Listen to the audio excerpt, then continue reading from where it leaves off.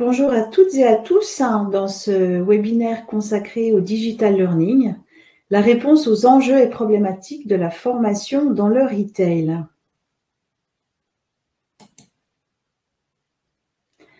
Le secteur du retail s'avère être un terrain d'action privilégié pour le digital learning, notamment par ses caractéristiques géographiques, mais il y a aussi la diversité des métiers à prendre en considération. Vous pourrez, dans ce webinaire, découvrir quelles sont les particularités de la formation des forces de vente, qu'on va illustrer par des portails clients dans le secteur de la mode. Donc, ça sera l'académie par Kiabi en focus 1. Ensuite, nous irons dans le secteur de l'audiovisuel avec la Canal Academy. Enfin, comment créer de l'engagement et de l'attachement à votre marque à travers ces portails de formation digitaux très personnalisés. Maintenant, je viens sur les enjeux et les problématiques de formation. On en dénombre 5 majeurs. Au cœur de la formation, on a l'apprenant. C'est essentiel de lui donner les moyens d'être un acteur. L'acteur, c'est l'acteur principal de son développement professionnel. Il va être bien entendu encadré par son management, autre acteur majeur à impliquer dans la formation des équipes, et ça au plus tôt de la construction des dispositifs de formation. L'objectif va être de pouvoir faire monter en compétences les différents métiers et de manière proactive. Fort des expériences passées, si je reviens sur le printemps 2020, le commerce a connu un arrêt brutal. Depuis, le retail est en route pour se réinventer. Le e-commerce est parfois imposé. Et puis, on a des nouvelles compétences qui émergent. Actuellement, avec le e-commerce, on a une culture commerciale doublée d'une culture marketing, mais ça va être aussi des compétences techniques pour échanger et travailler à distance. On a dû tous se mettre super rapidement à utiliser des classes virtuelles, à travailler sur le réseau social de l'entreprise, à discuter dans des groupes, etc. Mais c'est aussi des soft skills parce que travailler seul chez soi, quand toutes les boutiques étaient fermées, par exemple, c'était le cas. Donc, Kiabi, dans l'exemple qu'on va amener tout à l'heure, a mis en place des formations pour aider les gens à avoir un peu plus de résistance au travail solitaire, mais il y a aussi des aides pour l'autodiscipline dans l'organisation de son temps, une proximité à donner, être proche des équipes pour pouvoir communiquer. Comme les métiers sont nombreux, il convient aussi de s'adapter aux différentes populations cibles pour offrir une expérience personnalisée, qu'on ait l'impression qu'on arrive sur le portail, que c'est bien nous que ce portail attend, de retrouver aussi les formations qui correspondent bien à notre métier, à notre profil, à notre progression, à savoir ce qu'on a fait avant. Donc, tout ça s'enchaîne d'une manière fluide et cohérente. L'objectif aussi peut être de créer une adhésion communautaire à la marque et à ses valeurs dans le but toujours de pouvoir engager et fidéliser les équipes. Maintenant, le digital learning apporte bon nombre de réponses. J'en ai choisi quelques-unes, comme par exemple mettre la formation au rythme du turnover. On va parler bien sûr de l'onboarding, de l'intégration donc des nouveaux collaborateurs dans ces phases-là, mais aussi de la formation des intérimaires. Et puis, il y a aussi le rythme des nouvelles collections. Donc, ça va être formé aussi souvent que nécessaire. Et puis, dans un souci aussi d'optimisation du temps, c'est réduire le temps justement d'immobilisation des des conseillères de vente. Voilà, c'est rendre finalement aussi la formation accessible à tous en prenant en compte l'organisation et l'équipement du point de vente. Quelquefois, dans les boutiques, il n'y avait pas forcément de tablettes à disposition, peut-être juste un ordinateur pour suivre le stock, etc. Donc, qu'est-ce qu'on met à disposition des équipes? Comment on organise aussi l'activité en dégageant du temps, je dirais, pour la formation sur le point de vente. Et puis, ce qu'on peut aussi considérer, c'est que chaque retail est différent. On a notamment les spécificités liées aux boutiques multimarques qui veulent se démarquer justement, créer un attachement plus profond à leur marque et éloigner les autres. Et qu'est-ce qu'on va mettre à disposition dans ce cas-là? C'est important de considérer ce que la concurrence fait déjà. Est-ce qu'on met à disposition une app qui sera accessible sur les tablettes professionnelles et pourquoi pas sur les téléphones privés? Et puis dans le cadre des franchises, la formation, elle va faire partie du package. Donc c'est tout aussi primordial d'y accorder un soin très particulier. On va passer au premier focus sur l'académie Kiabi. Dans le contexte de l'année 2020, Kiabi, c'est une success story dans la formation d'un réseau international de distribution.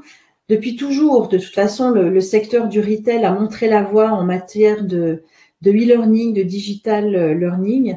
Et puis, je pense que c'est utile pour les responsables de formation qui nous écoutent, qui œuvrent dans ce secteur ou dans d'autres, de savoir pourquoi.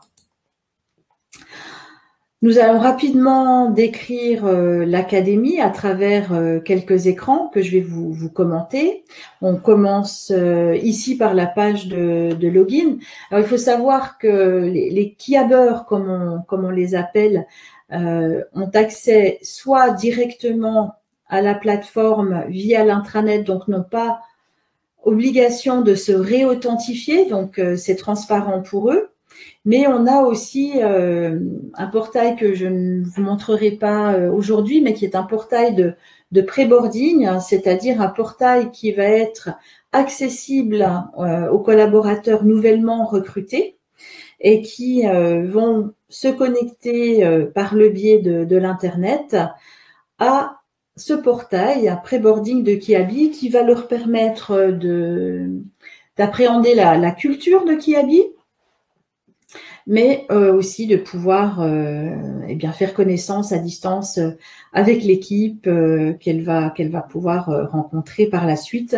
Donc l'idée est d'optimiser le temps entre le moment du recrutement et puis la prise de poste et aussi de pouvoir garder, créer ce lien et le garder pour éviter que la personne parte vers de nouvelles aventures entre le moment où elle a signé et celui où elle devrait arriver dans la boutique. Voilà. On va commencer par la page d'accueil du portail avec les éléments les plus marquants dans cette page d'accueil. Bien visible, on a l'encart de communication. Ce sont des annonces qui rythment les temps forts de la formation, mais aussi ceux de l'entreprise où l'e-learning a sa carte à jouer. L'apprenant va pouvoir aussi accéder à son profil, le modifier s'il le souhaite, son calendrier des formations et bien entendu ses favoris pour retrouver facilement les formations sur lesquelles il veut arriver. On a aussi un petit radar de progression. Dans cet avancement sont visibles aussi bien les formations obligatoires que celles qui sont en auto-inscription. Ce radar a pour fonction de soutenir aussi l'envie de progresser. À la une, on verra les contenus poussés par le service formation, comme par exemple la campagne entretien de développement.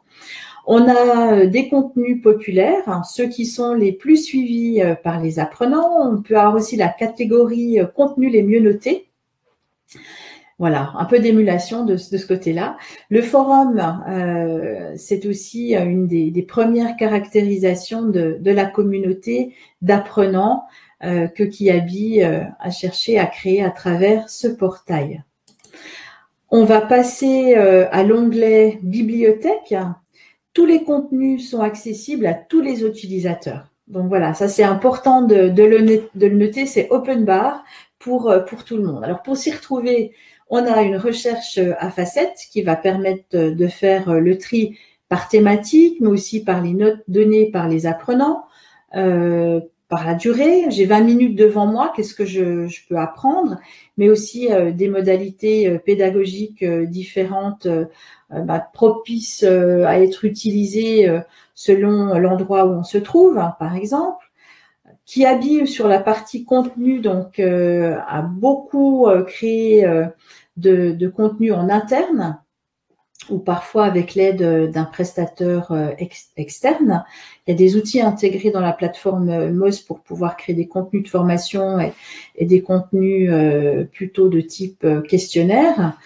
Ils envisagent aussi d'intégrer des contenus sur étagère. Pourquoi créer des contenus sur mesure? Ça permet aussi de les localiser pour les différents pays, en particulier pour les formations réglementaires, où là on a des grosses différences entre la France, le Portugal, l'Italie, mais aussi d'autres pays comme la Russie et la Chine.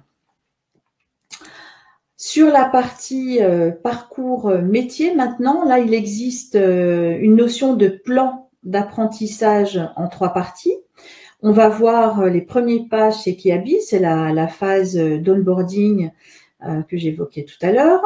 On a les essentiels métiers, donc c'est des modules personnalisés en fonction de la réalité opérationnelle qui vont être orchestrés sur une année à peu près. Pour aller plus loin, on a cette partie mobilité en lien avec la gestion des talents qui est en cours de construction chez Kiabi. Et puis, la validation des formations, elle est réalisée de différentes manières. On a des questionnaires d'évaluation et de connaissances, mais ce sont aussi les managers et les formateurs qui vont aller valider sur le terrain les compétences ou les objectifs de formation. Pour information, dans la plateforme MOS, le référentiel de compétences, il est en lien avec le profil utilisateur et les formations.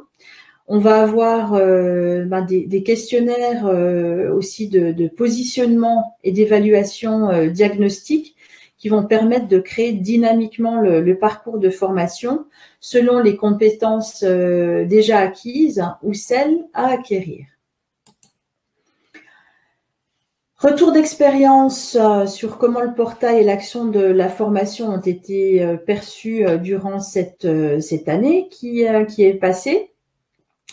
Le regard de la direction a changé, bluffé par la capacité de réaction des équipes Kiabi. Ils partaient de zéro, ils sont arrivés à 100 ressources formatives créées à 2 semaines. On a monté le portail en parallèle. Donc, c'était vraiment quelque chose de super rapide parce qu'il fallait occuper les gens qui étaient soit en télétravail ou quelques-uns dans les magasins pour pouvoir justement former sur les nouvelles dispositions mises en place. Il y a eu notamment le click and drive, donc des nouveautés au niveau du e-commerce. Il fallait réagir et être vraiment collé à l'actualité de l'activité. Au final, ce sont plus de 7 heures de formation pour nos fameux Kiabeurs. Je tiens aussi à souligner l'importance du manager et de la formation dans les magasins. Voilà, ils ont été vraiment impliqués et très réactifs, ce qui a permis aussi d'avoir ces très bons résultats. Dans les bonnes pratiques, on retient l'expression de la marque sur le portail où les Kiabeurs ont totalement été immergés dans la culture Kiabi. Il y a eu aussi un plan de communication qui a été mis en place avec un teaser, donc une petite vidéo qui montre ce à quoi on peut s'attendre sur le portail. Il y a aussi des notifications pour attirer et fidéliser. Et puis aussi pour récompenser, hein, on peut mettre des annonces ou envoyer des emails de félicitations en fonction du degré d'achèvement des formations. Côté contenu, c'est une stratégie push and pull, donc double, qui consiste à pousser des contenus essentiels, pour ne pas dire obligatoires, qui vont être combinés à des ressources en libre service. Et puis, il y a le côté social learning qu'on a évoqué avec des espaces d'échange sur la plateforme pour créer cette communauté apprenante. On va passer dans le focus 2 sur la Canal Academy de Canal+. Ici, l'image de fond, c'est celle du site web. Comme ça, vous allez pouvoir juger de la cohérence de la marque sur le portail de formation. Alors, au sein du pôle distribution, la Canal Academy, elle s'adresse principalement aux partenaires du service client, donc des externes. Le portail, lui aussi, là, exprime totalement la marque avec des visuels et des annonces qui suivent l'actualité du groupe Canal. Comme vous avez pu le voir, on retrouve des visuels qui étaient sur le site web. L'expérience utilisateur, elle est immersive, fluide, elle se veut aussi très, très gamifiée. Alors, les règles du jeu, elles comportent notamment des badges, des éléments de reconnaissance aussi liés à l'activité sur la plateforme et à la progression dans l'apprentissage. Ils vont être obtenus aussi selon l'assiduité, à la fin d'une formation présentielle, puis aussi lors de l'achèvement d'un cursus digital. Un cursus digital, il va se composer aussi bien de formations e-learning que de formations présentielles quand c'est possible. Il peut y avoir aussi des coachings, voilà, donc et des ressources aussi agrégées dans ces cursus. Les apprenants, ils vont aussi gagner des points en se formant régulièrement, donc en accédant à ces ressources et les cursus en accès libre, mais aussi en répondant à des quiz. On le voit en bas à droite dans les rectangles rouges. Il y a d'ailleurs une émulation avec les quiz en mode duel dans lesquels la recherche à facettes va permettre de faciliter le choix du contenu, mais aussi de l'adversaire.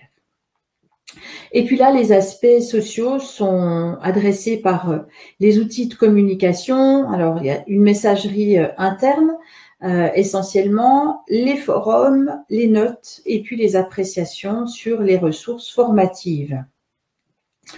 Et là, le classement des apprenants, il n'est pas du tout nominatif. Il va mettre en avant les top partenaires. Donc là, on prend en compte la direction aussi d'appartenance et le pays de rattachement pour que l'utilisateur il ait la visibilité sur un classement d'équipe qu'il connaît. Et puis, nous sommes très heureux des récompenses obtenues par ce portail à 2 occasions. Pour le printemps des universités d'entreprise, qu'on appelle U-Spring, donc 2021. Canal Academy a été le gagnant de 2 catégories, Digital Learning et Formation Sales and Retail. Et puis aussi lors des trophées du Digital Learning 2021 FEFOR. Donc là, il était le gagnant de la catégorie Expérience et engagement apprenant. En conclusion, ces portails vont permettre de créer, de renforcer le sentiment d'appartenance tout en donnant les moyens à l'apprenant d'être au cœur de son développement professionnel. Et on met aussi beaucoup l'accent sur maintenant les compétences transversales qu'intègrent bien ces portails de formation et qui font partie du développement professionnel. Voilà, merci de votre attention. Je vais maintenant pouvoir répondre à vos questions.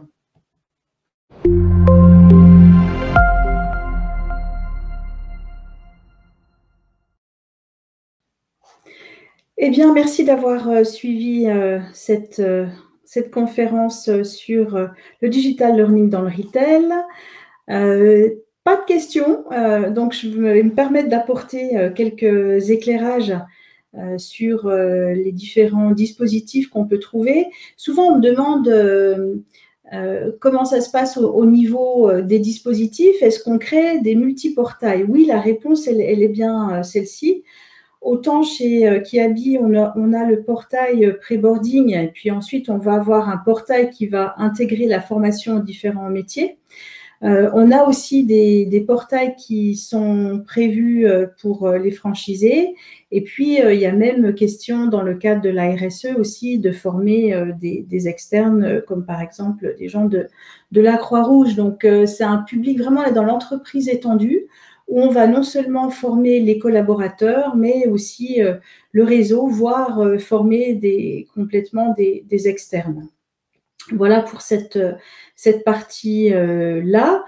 Concernant l'entreprise étendue, vous donnez aussi un éclairage sur la partie comment on conçoit l'onboarding client. C'est un point qui n'a pas été abordé, mais quand on est dans le retail, on peut aussi avoir besoin de former jusqu'au client final.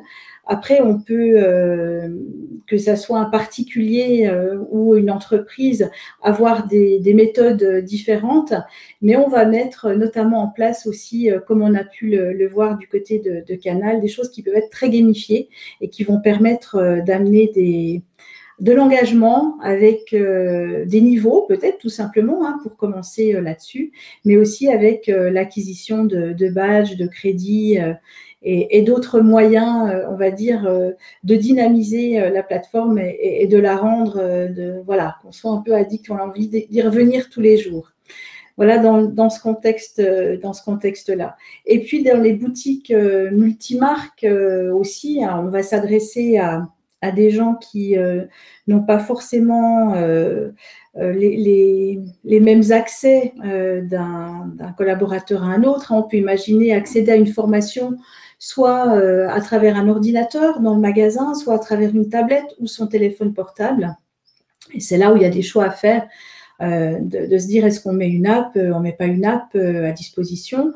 C'était une réflexion qu'on avait aussi avec Kiabi sur la partie app, comment elle revient finalement en appui du dispositif et elle va le compléter, elle ne va pas en tout cas dans leur cas, se substituer au dispositif web qui intègre un grand nombre de fonctionnalités.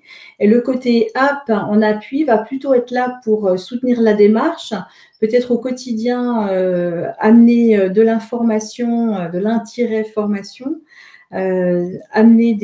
pousser des ressources et des questionnaires qui vont permettre de vérifier l'acquisition de connaissances et en tout cas susciter l'envie de pouvoir se reconnecter. Donc voilà pour ces compléments autour des portails, donc pas uniquement la partie en connexion directe, la partie app pour le mode aussi vrai déconnecté, hein, parce qu'on a la possibilité de pouvoir télécharger des ressources en local et les jouer quand on le veut, comme on le veut, dans la partie des transports qui est la moins intéressante quand on se rend au travail et de s'occuper comme ça. Voilà dans ce contexte-là comment on peut travailler. Sur l'identité de la marque, on arrive aussi avec un travail, une collaboration souvent avec l'équipe marketing et communication. Donc, c'est intéressant. On a parfois un travail qui est combiné. On va pouvoir, côté expérience utilisateur, on va pouvoir, nous, dessiner une maquette qui va être la maquette fonctionnelle et puis où nos clients peuvent eux-mêmes l'habiller avec leur graphique, leur designer. Donc, voilà comment on va travailler de ce côté-là avec les équipes marketing et com. La com, c'est un aspect super important et vraiment, dans le retail, elle est soignée avec la partie communication à travers des teasers, des annonces, à travers aussi des affiches en physique, hein, parce qu'on se retrouve quand même de temps en temps en vrai. Donc voilà, c'est organiser toute cette communication qui est sympathique. Voilà, nous espérons que vous avez trouvé quelques idées et quelques pistes. Marion nous a laissé donc dans les informations comment vous pouvez nous suivre sur LinkedIn et continuer la discussion. Donc, je serai ravie de répondre à d'autres questions. Et puis, je vous dis, j'espère, à très bientôt. Au revoir.